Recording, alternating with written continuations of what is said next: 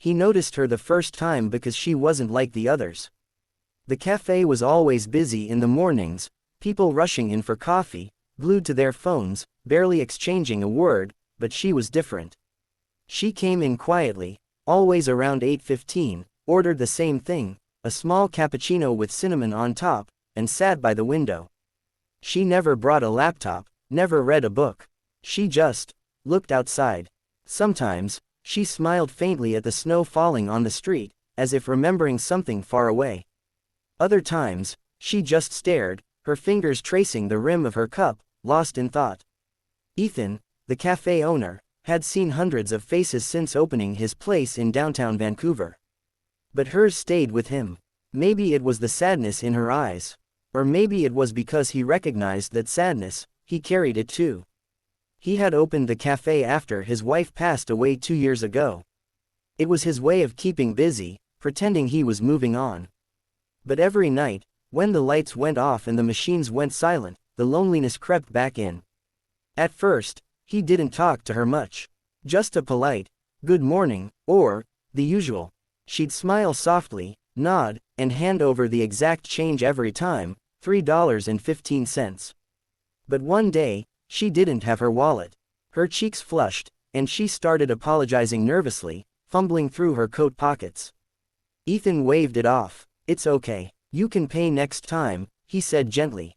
She looked surprised, then smiled, really smiled, for the first time.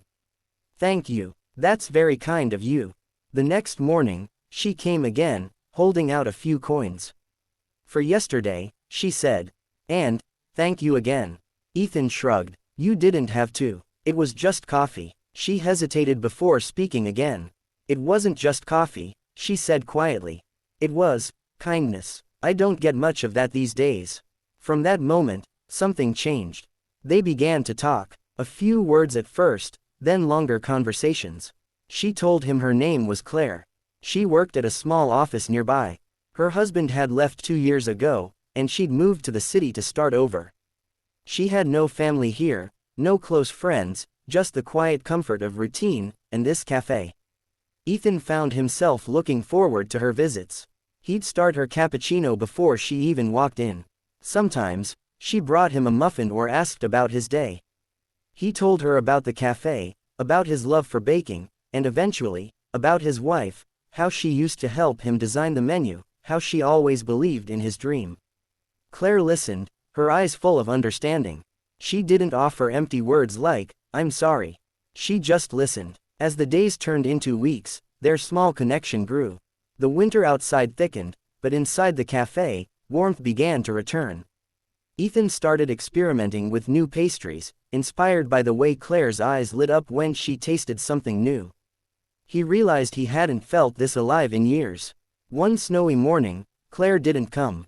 Ethan noticed immediately. Her usual seat by the window remained empty. Maybe she was late, he thought.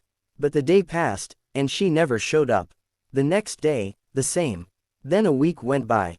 He found himself glancing at the door every few minutes, waiting for her to appear with that gentle smile and red scarf. But she didn't. The loneliness that had faded slowly began to return. He felt foolish for missing someone he barely knew, yet he couldn't help it. Then one morning, just as he was closing up early because of the storm outside, the bell over the door rang. There she was, her scarf dusted with snow, her face pale. "Claire," he said, surprised. "I thought." She smiled weakly. "I got sick," she said. "Nothing serious, just needed rest. But I missed this place." "I missed." Her voice trailed off, but Ethan understood. She wasn't just talking about the cafe. He poured her coffee, extra cinnamon on top, and they sat by the window together, watching the snow fall. This time, neither of them felt the silence heavy. It was peaceful, filled with unspoken understanding. "You know," Claire said softly, "when I first started coming here, I thought I was the only lonely person in the world. But then I saw you, always kind, always smiling, and I realized you were lonely too." Ethan looked at her, surprised. "You knew." She nodded. Loneliness recognizes loneliness. They both laughed quietly. Something inside Ethan lifted, like a window had finally opened after a long winter. From then on, She didn't just come for coffee. She stayed longer, helped him decorate for spring, suggested songs to play in the background. Soon, customers began to notice the change. The cafe felt warmer, brighter. People lingered longer. It was as if the connection between Ethan and Claire had spread to everyone who entered. Months later, when the snow melted and cherry blossoms painted the city pink, Ethan added a new item to the menu, a cappuccino with extra cinnamon, called Claire's Morning. She blushed when she saw it, then laughed, her eyes shining. "That's not fair," she said. "Now I'll have to come every day." Ethan smiled. "I was hoping you would."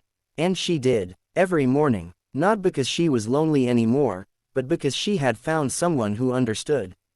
Someone who reminded her that even in a city full of strangers, kindness could still build something real. By the end of that year, the cafe had become more than a business.